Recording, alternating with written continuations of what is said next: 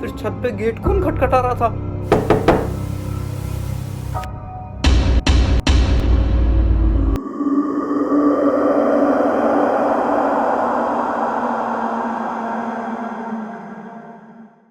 अरे यार, तेरे घर की हमेशा लाइट ही खराब होती रहती है क्या? हाँ तो भोसड़ी के लाइट है, पड़ोसी की गांड तो है नहीं कि जलती रहेगी। अबे आप इस अंधेरे में करेंगे क्या? मुझे तो बहुत डर लगता है अंधेरे में यार। हाँ एक काम कर, नाक में डाल ले इसे, नाक में। अबे नीचे कर ले मादर चोद। मेरे पास एक मस्त प्लान है। कैसा प्लान? प्लेन? भोसड़ी के, हमसे तो कहता था साले पे साइकिल भी नहीं है, अब सीधे प्लेन आ गया हाथी के भोसड़े पे। अबे जाहिल गवार कुत्ते जानवर, प्लेन नहीं प्लान, प्लान तरकीब तरीका आइडिया। तो बोल ना, फूट ना मुंह से। चुप हो जाओ दोनों, तू प्लान बता अपना। हाँ तो बड़ा ही मजेदार प्लान है।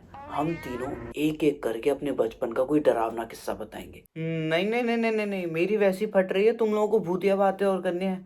मैं जा रहा हूँ घर पे।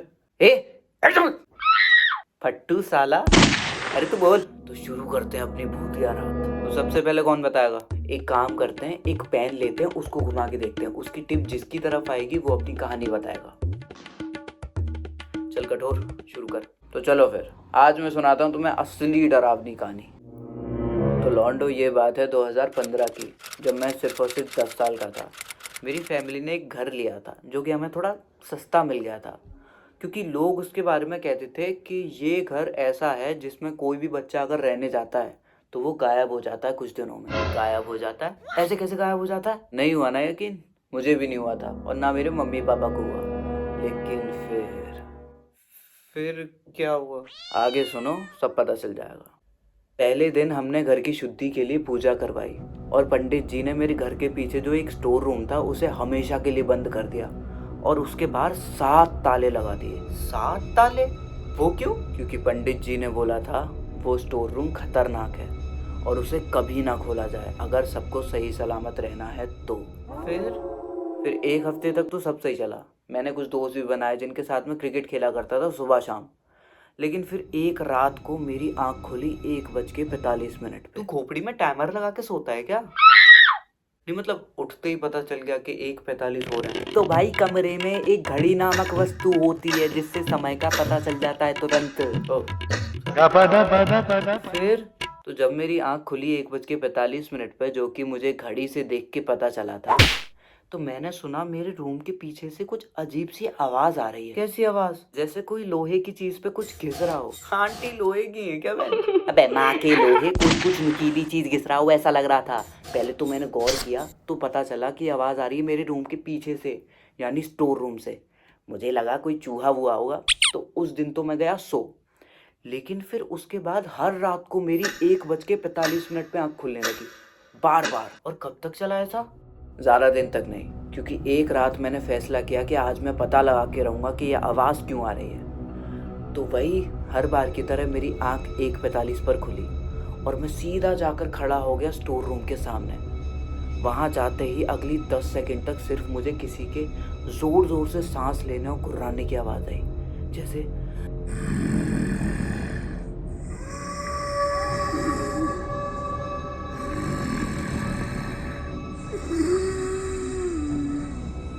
फिर अचानक स्टोर रूम के अंदर से किसी के दरवाजे तक चलने की आवाज आई।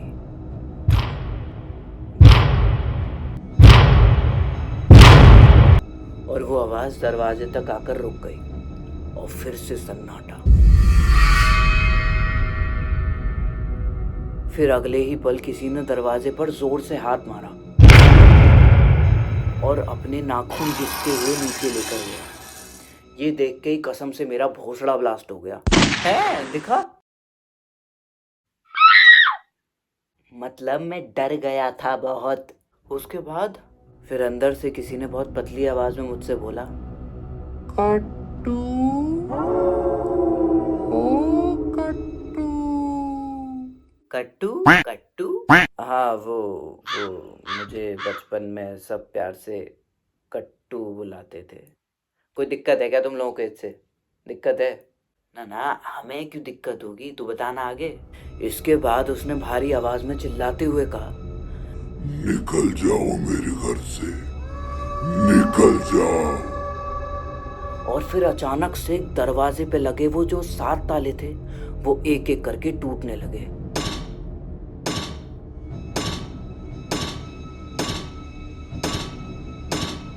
जब सारे ताले टूट के गिर गए तो फिर वो दरवाजा धीरे धीरे से अपने आप खुलने लगा। मैंने स्टोर रूम के अंदर देखा तो एकदम अंधेरा, और उस काले अंधेरे के अंदर से एक बड़ी सी चीज मेरी तरफ आ रही थी। वो ना तो खड़ी थी और ना वो चल रही थी। वो मकड़ी की तरह अपने घुटनों और अपने हाथों के सहारे रेंगते हुए बाहर आ रही थी। ये देखकर मैंने चीखने की कोशिश करी, लेकिन मेरे गले से आवाज नहीं निकली। वो चीज दिखती कैसी थी? जैसे ही उस चीज पर थोड़ी सी रोशनी पड़ी तो मैंने देखा कि उसका सर उल्टा है और उसकी स्किन ऐसी लग रही थी जैसे उतरने वाली हो, और उसकी आंखें तो ऐसी लग रही थी जैसे खूनी आंखों से मुझे देखा और कहा, क्यों रहने आए हो मेरे घर? चले जाओ।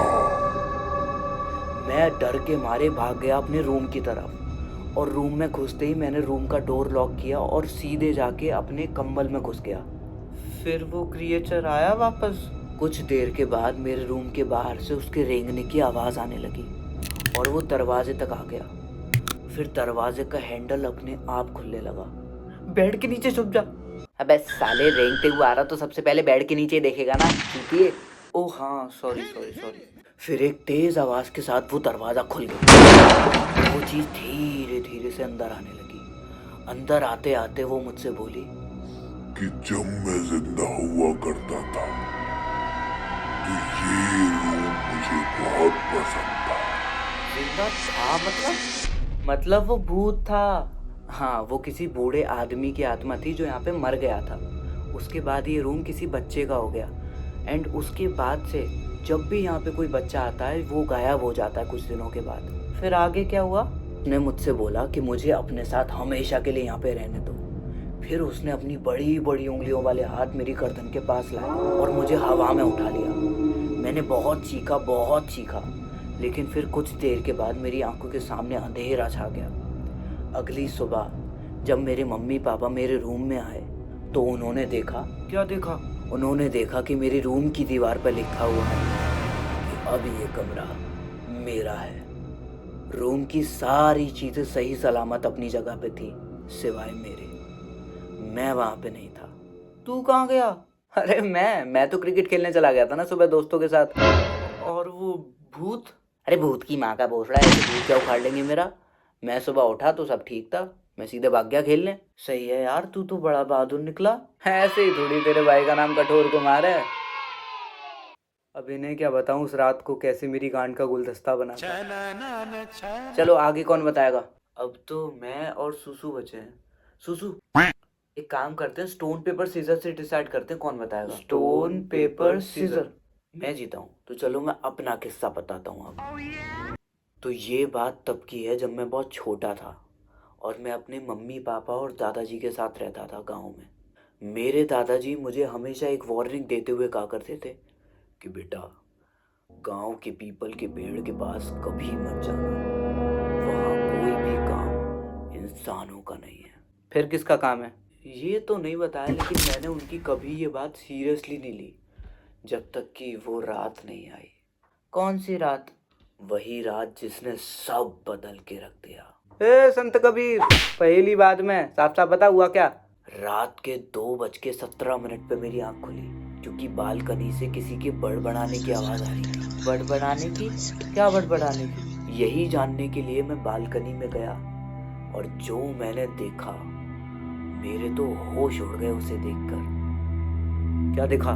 मैंने देखा हमारे घर के मेन डोर पर एक औरत खड़ी हुई है जिसने एकदम काली साड़ी पहनी हुई है और वो कोई मंत्र सा पढ़ के हमारे गेट पर एक काला धागा बांध रही थी, वो भी 7 बार घुमाकर। काला धागा? उससे क्या होता है? अबे चूतिए, काले जादू में होता है ये सब। उसके वो धागा बांधने के बाद हवा में बाल जलने की एक महक फैल गई। मैं तुरंत समझ गया कि उस औरत ने हमारे घर को मार किया है काला जादू करके। फिर मैं अपने रूम में जाने के लिए पीछे मुड़ा और जैसे ही मैंने दरवाजा बंद किया तो दरवाजे के पीछे से एक कुर्राती हुई आवाज आई। दरवाजा खोल। ये आवाज सुनते ही मैं दरवाजे से 2 कदम पीछे हट गया और फिर दरवाजे का हैंडल अपने आप हिलने लगा। ये देखते ही मैं अपने रूम में भाग गया और रूम का लॉक कर लिया गेट। ये चीज है क्या? रूम में जाते ही मैंने अपना फोन उठाया फ्लैश लाइट के लिए, तो देखा फोन तो डेड है। फिर मैंने लाइट का स्विच ऑन किया। लाइट 1 सेकंड के लिए तो जली, फिर 1 सेकंड के बाद बुझ गई। उसके बाद कमरे के कोने में जहाँ चांद की थोड़ी थोड़ी सी रोशनी आ रही थी, वहाँ मैंने देखा कि कबर्ड के पास कोई खड़ा है। कौन खड़ा है? पता नहीं, लेकिन बहुत अजीब सी परछाई थी, लंबी सी टेढ़ी मेढ़ी सी। और मुझे अच्छे से याद है कि वो पहले वहाँ नहीं थी। पक्का वो वहाँ नहीं था पहले? हाँ भाई पक्का नहीं था वहाँ कुछ। अच्छा तो फिर क्या हुआ? फिर उस परछाई ने अपना एक हाथ उठाया और मेरी तरफ पॉइंट करते हुए बोला, हमने तुम्हें चुना है। ये सुनते ही मेरा खून सूख गया और फिर वो परछाई मेरी तरफ आने लगी। मेरी तो डर के मारे चीख निकल गई, मम्मी!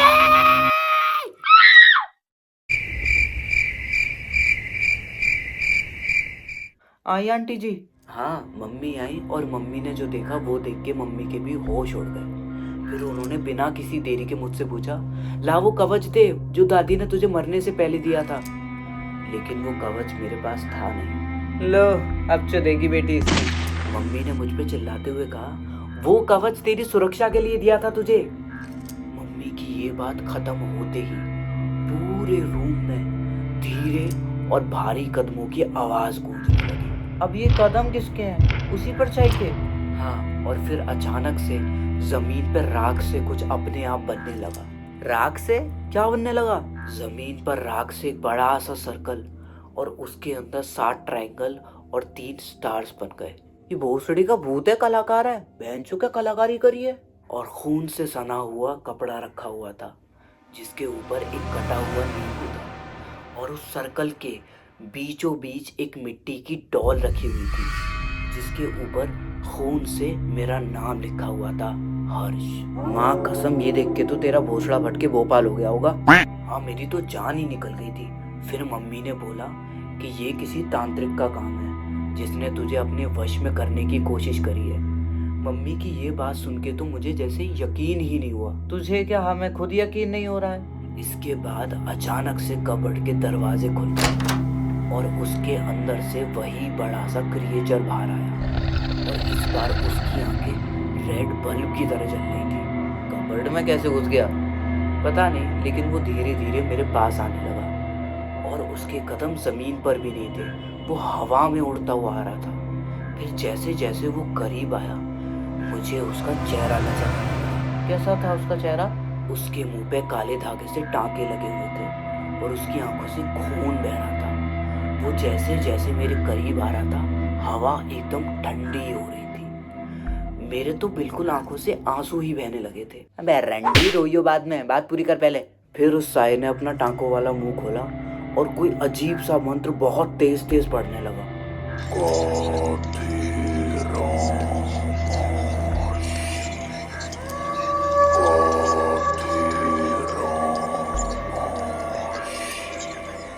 वो बार बार यही रिपीट कर रहा था, और जैसे जैसे वो ये रिपीट कर रहा था मेरी बॉडी अकड़ने लगी। फिर उसने अपना एक हाथ उठाया मेरे सर पे रखने के लिए, और वो मेरे सर पे हाथ रखने ही वाला था कि तभी उस साये के चेहरे पे मम्मी ने एक मुट्ठी भर के सिंदूर फेंक दिया, और फिर जो वो साया चीखा है, पूरा घर कांप गया उसकी चीख से, और फिर अचानक से वो धुएं में बदल के गायब हो गया। Aunty ji the saviour. Mummy ने मुझे टाइटली पकड़ा और बोला कि बेटा वो कोई भूत नहीं था, वो तांत्रिक था, मरा हुआ, लेकिन उसका जादू जिंदा था। मैंने मम्मी से लड़खड़ाती आवाज में पूछा, पर उसने मुझे ही क्यों चुना? तो मम्मी ने पहले तो कुछ नहीं बोला, लेकिन फिर बोली, क्योंकि तेरा जन्म बिना बलिदान के हुआ था। बिना बलिदान के? इसका क्या मतलब है? मैंने भी मम्मी से यही पूछा, तो मम्मी ने जवाब दिया कि तू मुझे तब मिला था जब मैंने एक तांत्रिक से खुद पे काला जादू करवाया था, और अब वो तुझे वापस लेने आया है। इसका मतलब आंटी भी काला जादू किया करती थी? नहीं, उन्होंने खुद पे करवाया था मुझे कंसीव करने के लिए। कंसीव? ये क्या होता है? अबे पागल, कंसीव करना यानी प्रेग्नेंट होना।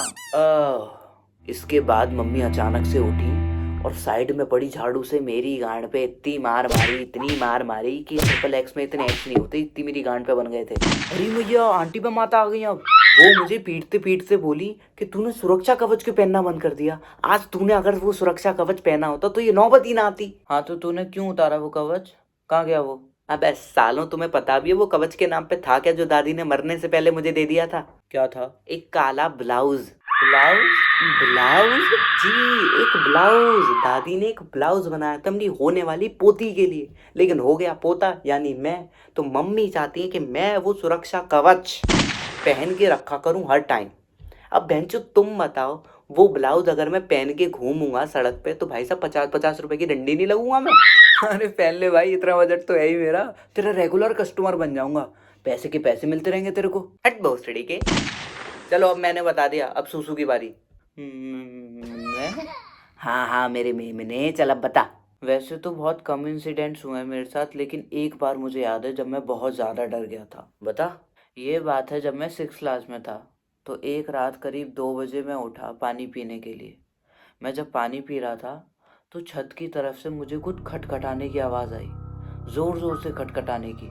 फिर मैंने सीढ़ियों पर जाकर सुना तो पता चला कोई छत का दरवाज़ा नॉक कर रहा है। मेरी तो जैसे बत्ती ही गुल हो गई, लेकिन फिर भी हिम्मत करके मैंने सोचा कि छत का दरवाज़ा खोल के देखते हैं आखिर है क्या।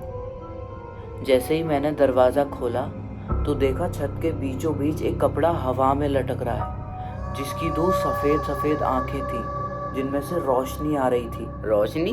सफ़ेद आंखें? फिर क्या हुआ? फिर क्या, ये देखते ही मेरी फटके 4 हो गई। मैं जैसी भागने के लिए पीछे मुड़ा तो देखा कि सामने दादाजी खड़े हुए हैं। तब जाके मेरी थोड़ी जान में जान आई। अच्छा, तो फिर दादाजी खटखटा रहे थे दरवाज़ा? हाँ वही थे। तो फिर बुढ़ऊ ने आवाज़ क्यों नहीं लगाई? दरवाज़ा क्यों पीट रहे थे? अरे वो बोल नहीं सकते। क्यों, मुंह में लौड़ा लिया? चूतिए गूंगे थे वो, इसलिए दरवाज़ा पीट रहे थे। लेकिन वो सफ़ेद आंखों वाला कपड़ा? अरे वो तो पापा का कच्चा सूख रहा था छत पे। उसमें 2 बड़े बड़े छेद थे जिनके अंदर से स्ट्रीट लाइट की रोशनी आ रही थी, तो मुझे लगा कि वो सफ़ेद आंखों वाला भूत है।